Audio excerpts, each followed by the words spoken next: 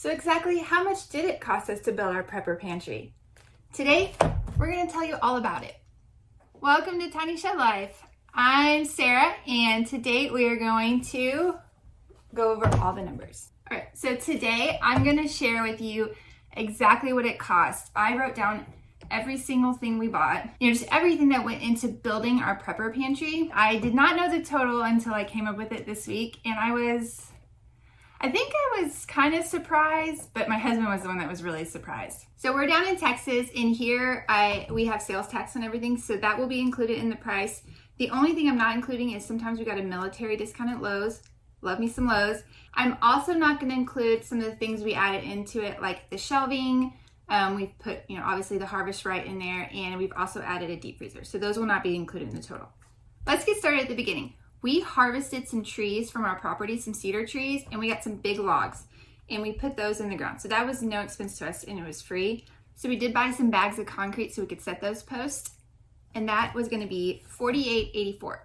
Next, we framed it out. We used 2x6x8s and 2x4x8s.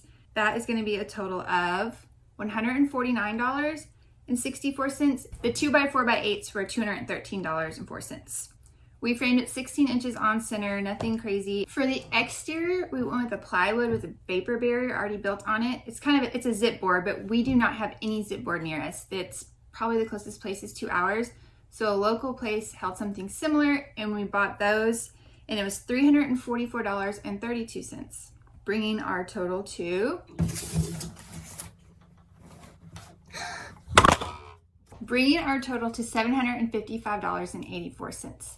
Then we also included the screws we used, and then you need seam tape on all that. Before doing the spray foam, we wired the whole building, and that was $86.60. We did have some extra wire on hand that we used to do the lighting up top, so we saved some money there.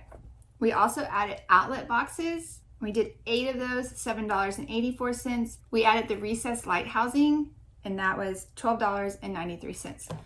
So all in all, before we got a spray foam, just to get it framed out and the structure put up, it was $956.80. So you're almost $1,000 in before even getting it spray foam. That's where the cost really goes up. We live extremely remote, and it was really hard to find anyone to come and do our spray foam. Since we're using the CoolBot, I did everything they suggested to have the best results of that, and they wanted 3-inch closed cell spray foam, and that's expensive, but it's totally worth it. We finally found someone that would come out, and they charged us $2,800. After that, we did the interior. We needed cedar boards, which was $456.38.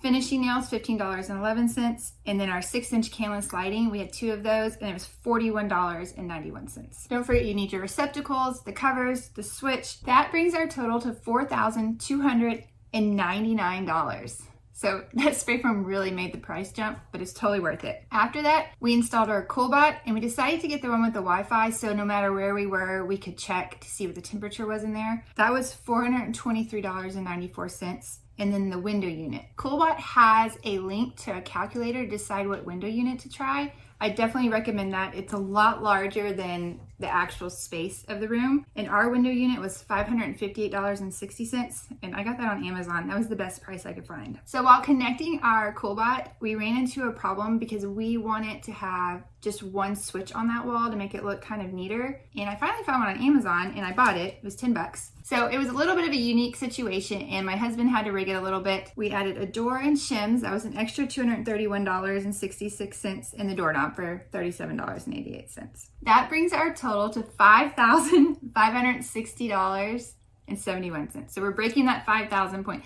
That's kind of where I thought we would stay. We went a little bit more. Don't forget, we had to add the smart siding to it in the trim. So smart siding was $341, and the trim was about $85. And then we bought some more caulking and some foam. There's a few places that we wanted to spray foam and really close up, and the caulking just helps the paint go on and seal up all those little spots. That was $31.88. And then we painted the outside white, and we used 2 gallons of paint for that, $127.69. And then for the roof, we're using the same tin that we have on our porch, and that was $288.77. And 10 screws, of course, $16.22. Bringing us to the grand total of $6,146.55. Do you think it was worth it? Would you put this in your house? I mean, I really don't think that's a bad price, It is a lot, but you can save up for it and you can do it too. I really enjoyed making this video. I think I love tracking it and knowing exactly where my money is going and being able to share with you. So if you're wanting to do these kind of projects or you're dreaming of quitting suburbia and moving out to the country, you know exactly what you need to start. If you made it to the end, we really appreciate you watching this whole video. Give us a thumbs up, leave a comment if you made it to the end, and let us know if this is something you do.